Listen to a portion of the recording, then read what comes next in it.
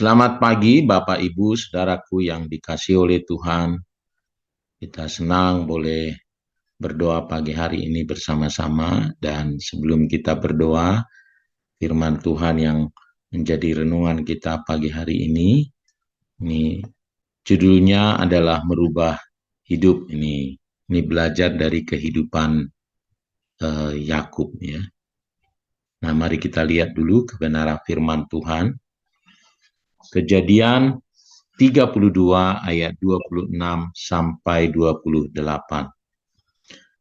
Lalu kata orang itu, biarkanlah aku pergi karena fajar telah menyingsing. Sahut Yakub, aku tidak akan membiarkan engkau pergi jika engkau tidak memberkati aku. Bertanyalah orang itu kepadanya, siapakah namamu? Sahutnya, Yakub. Lalu kata orang itu, namamu tidak akan disebutkan lagi Yakub, tetapi Israel, sebab engkau telah bergumul melawan Allah dan manusia, dan engkau menang. Ya, Bapak Ibu Saudaraku yang dikasihi oleh Tuhan, ini adalah kisah Yakub ya. Nah, sebelum kita bahas ayatnya, nah saya mau sampaikan dulu siapakah Yakub ini sebelumnya ya. Jadi mengapa judulnya saya buat bagaimana merubah hidup ya, karena melalui ayat firman Tuhan tadi itu kita melihat bagaimana Yakub berubah menjadi Israel. Nah, saudaraku, Yakub adalah anak kedua dari Ishak. Nah, ini adalah kembarannya Esau ya. Jadi dia adalah adik dari Esau. Nah, dia pernah bersama-sama dengan ibunya menipu Ishak untuk mendapatkan berkat anak sulung. Sebenarnya adalah ketetapan Tuhan bahwa Ishak akan menjadi anak sulung meskipun dia anak bungsu, tapi berkatnya anak sulung. Tapi dia tidak sabar, dia bahkan bekerja sama dengan ibunya untuk menipu bapaknya Ishak ya, untuk mendapatkan berkat anak sulung ini. Dan akibatnya dia takut pada Esau, dia lalu pergi ke Haran, lari. Ya, dia menjadi orang pelarian karena takut dibunuh oleh Esau. Karena Esau sangat marah sekali. Lalu dia bekerja ya untuk pamannya yang bernama Laban, ya ayah dari Rahel dan Lea. Nah, tetapi seperti firman Tuhan, dia malah ditipu lagi oleh Laban.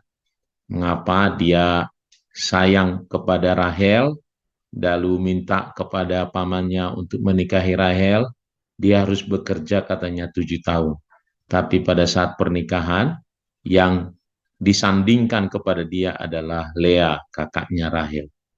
Dan untuk mendapatkan Rahel kembali, dia harus bekerja selama 7 tahun lagi. Ya. Nah, setelah itu dia sudah mulai usia, saudaraku, dia mau kembali ke Kanaan. Dia kembali ke Kanaan, lalu tadi seperti ayat firman Tuhan itu, dia bergumul dengan Allah di Peniel, ya. Di sana dia mengalami perubahan yang luar biasa. Dia tidak lagi disebut Yakub, tetapi Israel.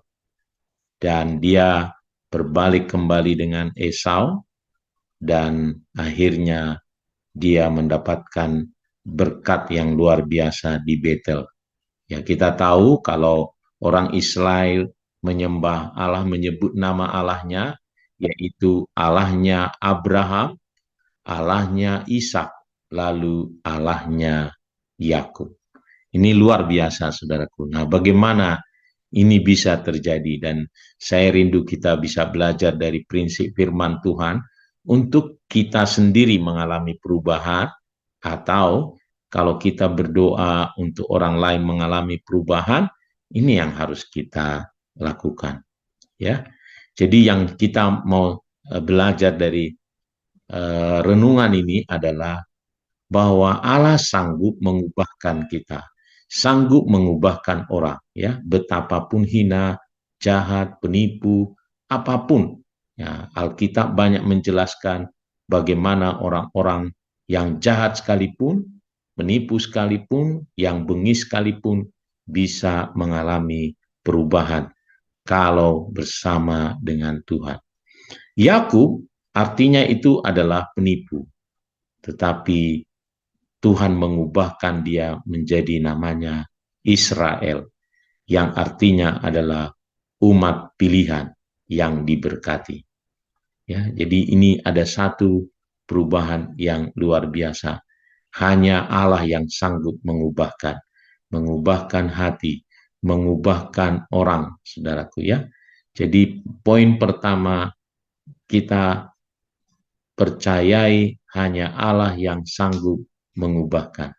Nah, yang kedua adalah, nah ini nih, Yakub bergumul, ya, berpegang teguh, ya, dengan keyakinannya akan kasih karunia Allah bagi dia. Dia berkata, aku tidak akan membiarkan engkau pergi jika engkau tidak memberkati aku.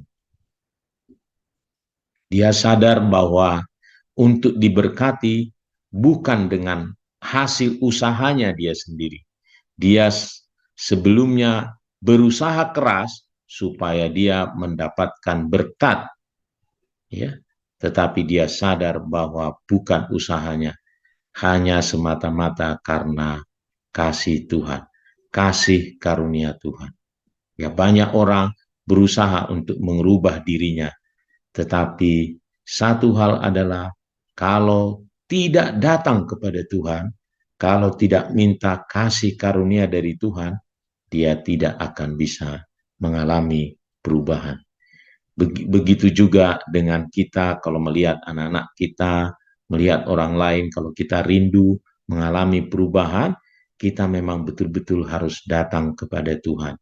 Kita harus bergumul, datang membawa Tuhan, berpegangan, ya, dengan Tuhan kita, dengan keyakinan bahwa hanya Allah yang sanggup.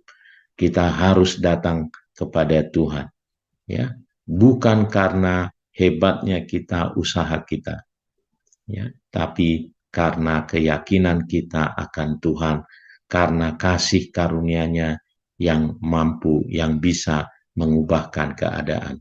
Apapun itu namanya, keadaan apapun, baik dalam pekerjaan, usaha, keadaan kita harus datang kepada Tuhan, karena Dia Allah yang sanggup. Nah, yang kedua adalah kita harus bergumul, ya, bukan hanya dengan iman kita, tapi juga bertindak. Kita harus bertindak. Saudaraku, Yakub akhirnya datang kepada Esau, memberanikan diri dan minta ampun kepada Esau. Dan dia berdamai. Ada tindakan, iman yang harus bertindak. Dia harus bertindak untuk dia mengalami satu perubahan itu. Ya. Jadi bukan dasarnya karena usaha bertindak, tidak, tetapi karena iman, kasih karunia Tuhan dasarnya, lalu dia bertindak sesuai dengan imannya. Dan pada saat itu, saudaraku, Allah memberkatinya. Allah memberkati Yakub yang berubah namanya menjadi Israel. Bahkan dari sanalah umat Tuhan, dari keturunannya lah umat Tuhan dilahirkan. Ya. Mari Bapak Ibu, saudaraku yang dikasihi oleh Tuhan, saya tidak tahu apa yang sedang kita pergumulkan untuk kita mengalami satu perubahan. Ya. Apakah hidup kita yang perlu berubah, karakter kita perlu berubah, berkat kita yang kita nantikan untuk perlu perubahan. Mari kita datang betul bergumul dengan Tuhan. Mari kita datang kepada Tuhan karena segala sesuatu adalah karena kasih karunia-Nya. Kita datang ke sana, tetapi tidak hanya begitu, kita harus bertindak sesuai dengan iman kita. Apa yang bisa kita kerjakan, harus kita kerjakan. Dan selebihnya yang tidak mampu kita kerjakan, itulah yang akan Allah kerjakan. Demikian kita pagi hari ini kita berdoa. Kita sedang datang kepada Tuhan, bergumul dengan Tuhan. Kita berpegangan erat dengan Tuhan untuk banyak hal yang kita nantikan perubahan-perubahan. Kita berdoa supaya banyak orang bertobat. Kita berdoa supaya yang kita kasihi, orang-orang yang saat ini berbaring di rumah sakit, kita bergumul, ya. Apa yang kita bisa kerjakan, kita kerjakan. Tetapi hal yang tidak bisa kita kerjakan, kita serahkan kepada Tuhan. Dan saya percaya Tuhan pasti mengerjakan yang menjadi bagiannya. Mari kita datang kepada Tuhan berdoa.